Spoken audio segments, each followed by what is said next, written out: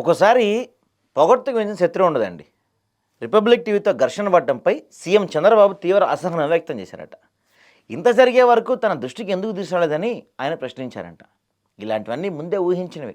అయితే ఘర్షణే కాదు, అనుకూలత ఎక్కువైన సమస్య అని చంద్రబాబుకు తెలియదని అనుకోలేం. ముఖ్యమంత్రి చంద్రబాబు నాయుడు సోషల్ మీడియాలో చాలా యాక్టివ్గా ఉంటారు. ఆయన సోషల్ మీడియాలో ప్రభుత్వంపై ఎలాంటి ప్రచారం జరుగుతుంటుందో గమనిస్తూ ఉంటారు.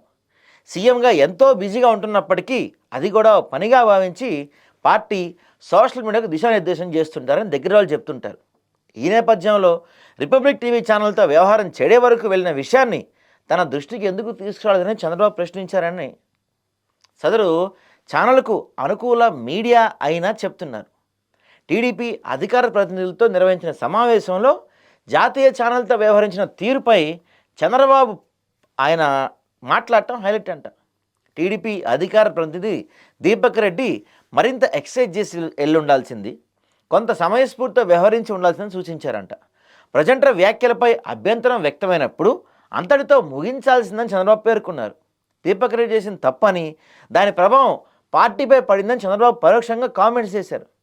జాతీయ ఛానల్స్లోనే కాదు, సొంత టీవీ స్టూడియోలో ఎలా మెలగాలో చంద్రబాబు దిశానిర్దేశం చేసి ఉంటే బాగుండేది. జగన్ను తిట్టడం, లోకేష్ను పొగడ్తలతో ముంచెత్తడం, ఇదే రాజకీయంగా ఎదగడానికి ఏకైక మార్గంగా టీడీపీ అధికార ప్రతినిధులు నమ్ముతున్నారు.